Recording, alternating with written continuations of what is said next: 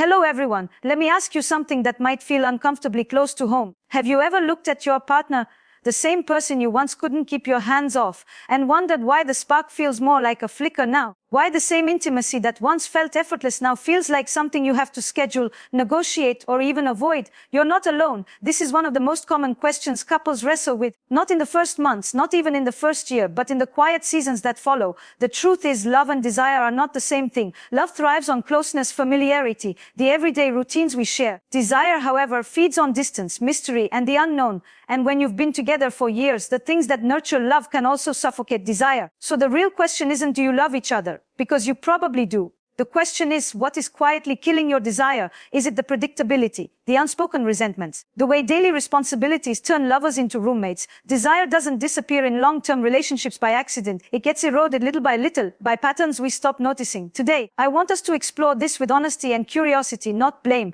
because when we understand what kills desire, we can also learn how to revive it. When we talk about desire, especially in long-term relationships, we often imagine it should just live forever, like a candle that never burns out. After all, if you've chosen someone you love, shouldn't desire be the natural byproduct of that choice? But here's the paradox. What we crave in desire, mystery, novelty, the thrill of the unknown, is often the very opposite of what we build in love: stability, security, predictability. So right from the start, love and desire live in tension. And if we don't learn how to navigate that tension, we slowly watch desire fade, even as love remains. Think about the early days of a relationship, the longing, the imagination. You could spend hours thinking about them, the sound of their voice, the way their hand felt on your skin, the anticipation of the next meeting. You didn't even need to be in the same room. Sometimes, the absence itself was intoxicating. That's the fire of desire. But as we settle into the comfort of a shared life, that anticipation slowly gives way to routine. We wake up next to each other, brush our teeth side by side, talk about bills, schedules, groceries. These are all the marks of intimacy and partnership. But in that closeness, the erotic distance, the mystery, starts to vanish. One of the first killers of desire is over-familiarity.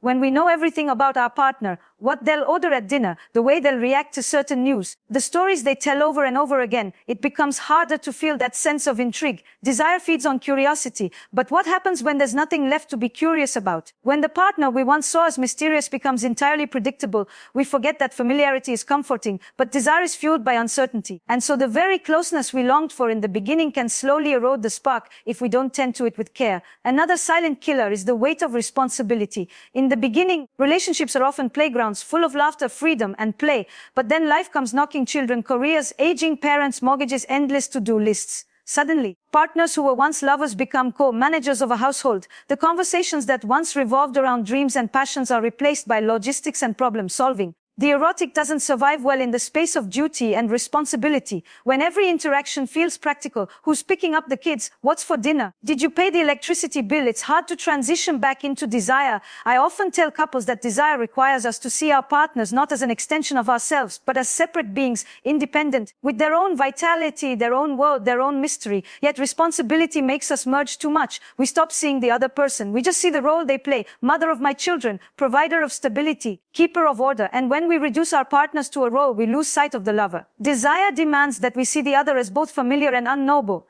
someone who is close yet still out of reach. And then there is resentment, the quiet poison that seeps in when we don't address our disappointments. It might be small at first. You feel your efforts aren't being noticed. You feel your needs are dismissed. Maybe you carry the greater share of the work, or maybe you feel like you are always the one initiating intimacy. These little grievances build up, and when they go unspoken, they calcify into resentment. And resentment is the ultimate desire killer. Because you cannot simultaneously desire someone you feel angry with, someone you silently hold accountable for your unhappiness. You can love them, yes, you can even respect them, but erotic energy cannot flow in a space clouded with unspoken bitterness. Think about it: how can you feel playful, adventurous, or vulnerable with someone when deep down you are harboring frustrations that have never been named? Intimacy asks for honesty, and when honesty is absent, desire suffocates. So, if you recognize yourself in any of this, if you felt the drag of routine, the exhaustion of responsibility, or the bitterness of unspoken resentments, know that you are not broken. You are simply human. This is not a flaw in you, nor in your partner, but in the way long-term relationships naturally evolve. The question is not, how do we avoid these killers of desire, but rather, how do we stay awake to them so that we can nurture desire even within the very structures that threaten it? Because here is the truth: desire doesn't just die. It withers when we stop feeding it. It erodes when we stop noticing it. And just as it can be dulled, it can also be rekindled if we are willing to look closely, to be curious, and to invite playfulness back into our lives. So as we begin this conversation, let's pause and reflect. How do you see your partner today? Not as your co-parent, not as your co-worker in the business of life, but as a man, as a woman, as a lover. When was the last time you looked at them and saw not just the familiar face you wake up to, but the mystery of a person who is not entirely yours? Because sometimes the first step to reviving desire is remembering that the one you love is still a stranger in some ways, with a world inside them you have not fully discovered. And that simple act of seeing them differently can shift everything. When we think about long-term relationships, there's a story many of us unconsciously believe. It's the idea that once we've found our person, once we've chosen them and been chosen in return, we can finally exhale. The search is over.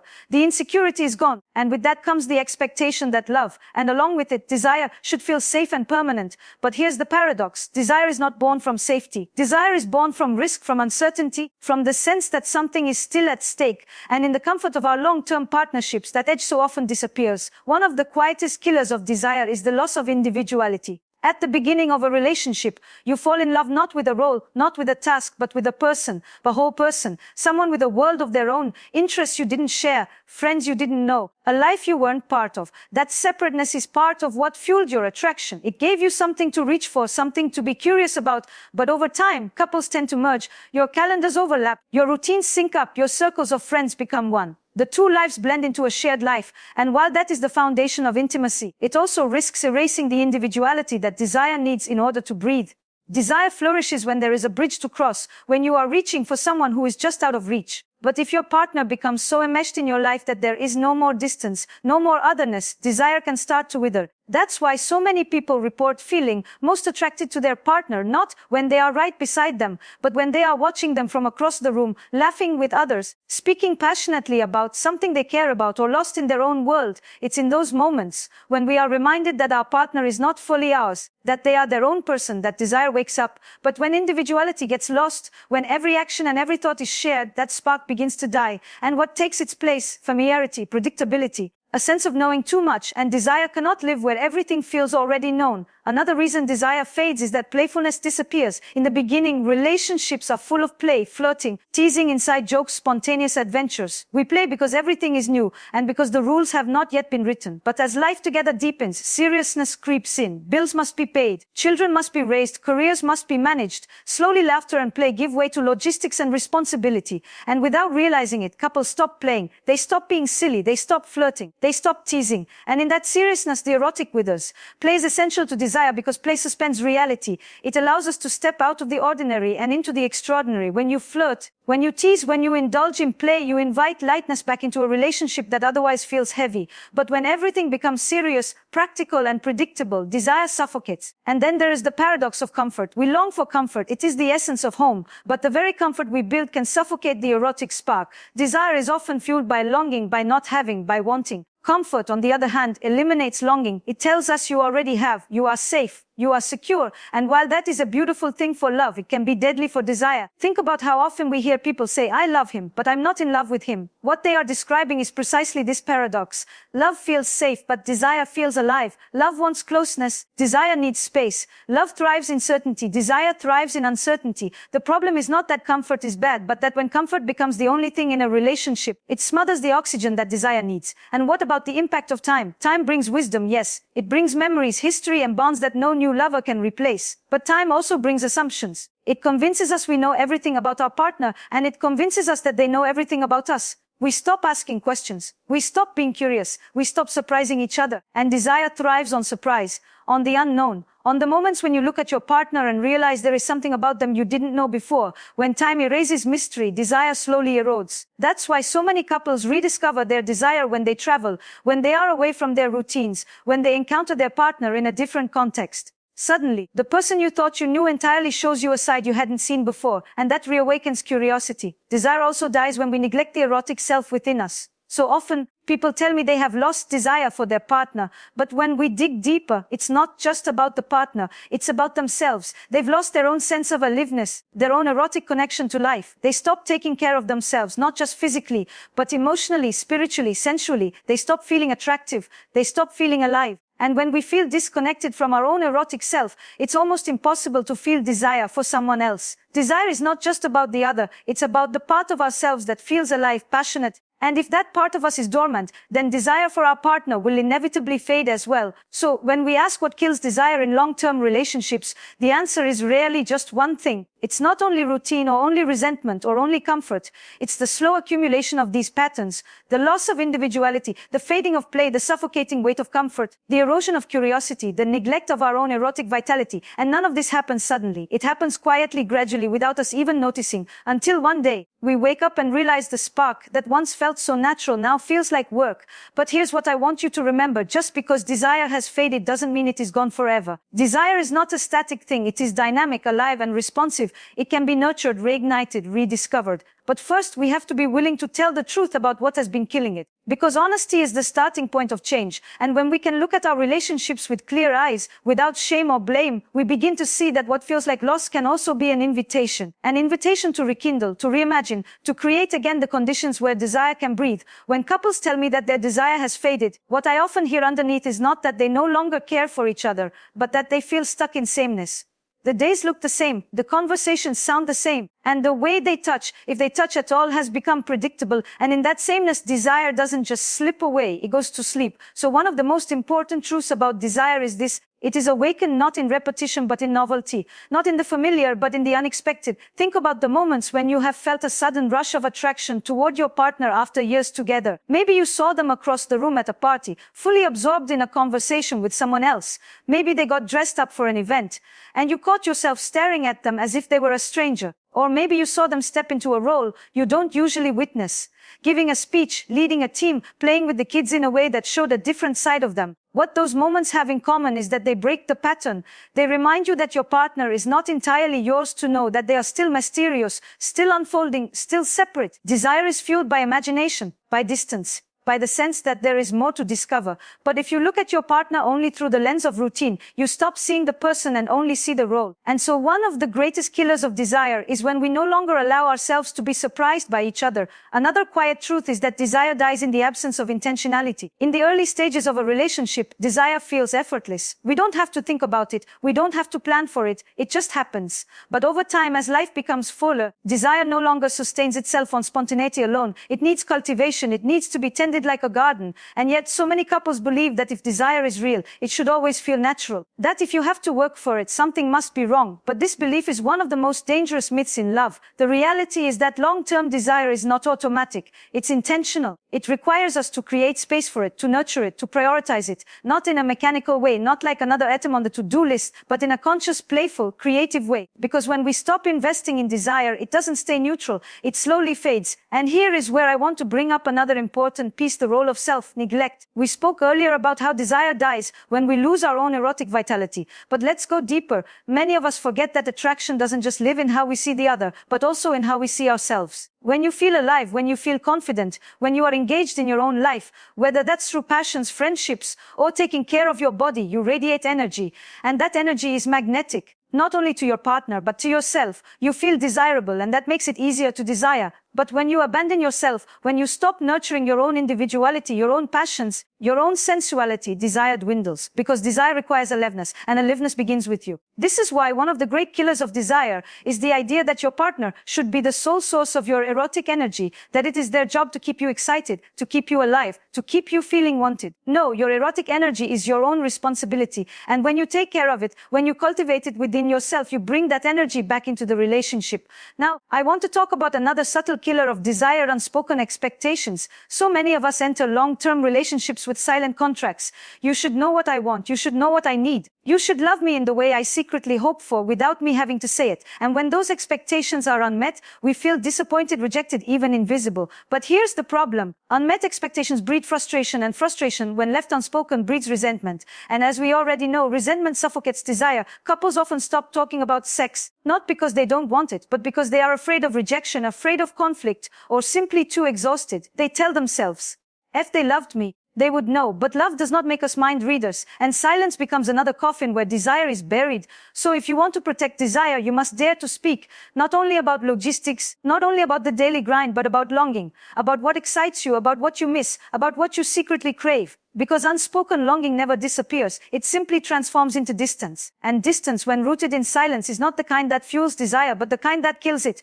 Now, let me pause here. Everything I've said so far may feel heavy. Familiarity kills desire. Comfort kills desire, responsibility kills desire, silence kills desire, and you may be thinking, what hope do we have? If all the things that make up a long-term relationship are also the very things that strangle desire, are we doomed? The answer is no, because while these patterns can kill desire, awareness can revive it. Once you see what has been happening, once you name it, once you look at it with honesty, suddenly you have choice, and choice is the beginning of change. It's important to remember. Desire is not about fixing the past. It's about creating new possibilities in the present. You cannot go back to the beginning, nor should you want to. The beginning was beautiful because it was new, because it was filled with discovery. But what you can do now is cultivate new forms of discovery, to invite mystery back into the relationship, to allow each other space to grow, to surprise one another, to play again, to create intentional moments of aliveness. Because desire is not dead, it is waiting for you to reawaken it. When we arrive at this point in the conversation, I often hear the same question. But how? How do we bring back something that feels gone? How do we revive a flame that has been reduced to ash?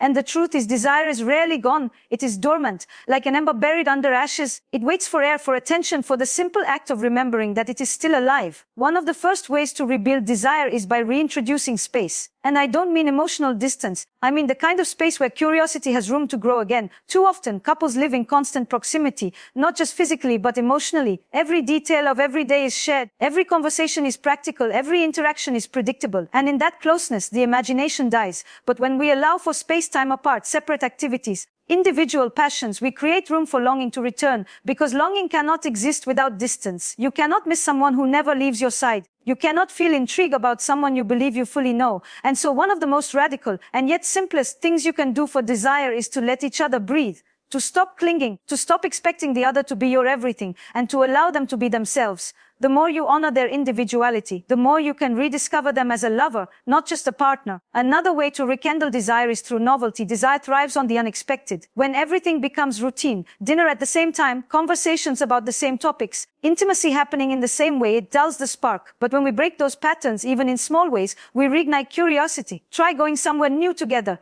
Try learning something new side by side. Try shifting the script of intimacy, not because something is broken, but because you want to explore. The erotic is not about solving problems, it is about creating possibilities. And sometimes, novelty doesn't even need to happen with your partner directly. When you yourself step into newness, whether that's through a hobby, a new challenge, or something that excites you, you bring that energy back into the relationship. You come alive, and your aliveness is magnetic. Another essential ingredient for desire is play. We underestimate the power of play because adulthood teaches us to be serious. But erotic energy thrives in playfulness. When was the last time you flirted with your partner just for fun? The last time you teased them, sent them a message that made them blush, or touched them in a way that was lighthearted instead of routine? Play takes the pressure away from performance, and instead brings back a sense of experimentation, of joy, of curiosity. Without play, intimacy becomes mechanical. With play, it becomes alive again. And let us not forget imagination. Desire is not just about what happens in the bedroom. It begins in the mind, in the way you look at each other across the table, in the fantasy you create about each other, in the way you allow your mind to wander toward possibility.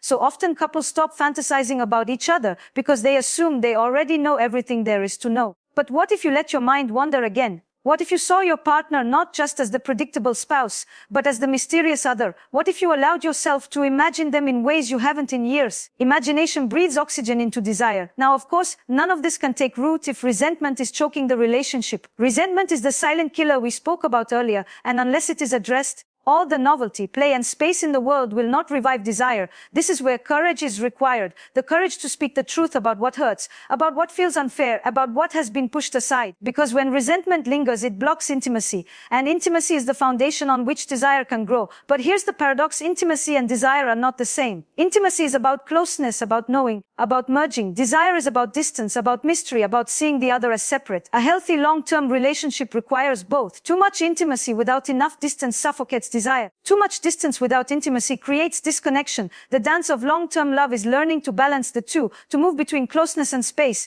between the comfort of the known and the thrill of the unknown. And then there is selfhood. We must remember that we bring desire to our partners through our own aliveness. When you cultivate your own passions, when you nurture your own sense of self, when you engage in life in a way that makes you feel vibrant, you carry that energy into the relationship. So many couples believe that to love fully means to give up parts of themselves, to merge completely, but in doing so they lose the very individuality that made them desirable in the first place. Loving another doesn't mean losing yourself, it means showing up fully as yourself and inviting your partner to do the same. And let's be honest, desire also requires risk, it requires vulnerability. It requires daring to ask for what you want, to share fantasies, to step into the uncomfortable space of not knowing how the other will respond. For many, this is terrifying, but it is also where the erotic lives. When everything is certain, there is no room for the unknown, and without the unknown, there is no spark. So if you want to breathe life back into desire, ask yourself, when was the last time I allowed myself to be vulnerable with my partner? When was the last time I revealed something new? When was the last time I showed them a part of me that I usually keep hidden? Because vulnerability is not only about closeness, it is also about intrigue. It says there is still more to discover. What kills desire in long-term relationships is not love. It's not commitment. It's not time. It's a forgetting that even in love, even in commitment, even in time, there is always more to explore. Desire dies when we stop being curious, and it revives when curiosity returns. When we look at desire over the long arc of a relationship, what we see is not a straight line, but a rhythm. There are moments of intensity, moments of calm, moments of absence, and moments of reawakening. The danger is not that desire wanes. The danger is when we assume that its waning means it is gone forever. That is the lie so many couples tell themselves, that if the spark fades, it must mean the love is broken, or that they chose the wrong person. But that is not the truth. The truth is that desire is cyclical. It ebbs and flows. It lives in seasons. And just as winter gives way to spring, desire can be renewed if we have the courage to tend to it. So what kills desire? We've seen it: over-familiarity, the weight of responsibility, the loss of individuality, the fading of playfulness, the comfort that suffocates, the silence of unspoken expectations, the poison of resentment, and the neglect of our own erotic selves. Each of these works quietly, gradually, until one day you notice the absence of something you once took for granted. But what keeps desire alive? Curiosity, space, novelty, play, vulnerability, imagination, selfhood, the willingness to see your partner not only as the familiar companion of daily life, but also as the mysterious other who will never be fully yours to know. And here is perhaps the greatest paradox of all. Desire in long-term relationships is not about finding new partners, but about finding new eyes. It is about choosing again and again to see the person in front of you as someone still unfolding, still full of mystery, still worthy of discovery. When you do that, you shift from "I already know you" to "I wonder what else there is to know."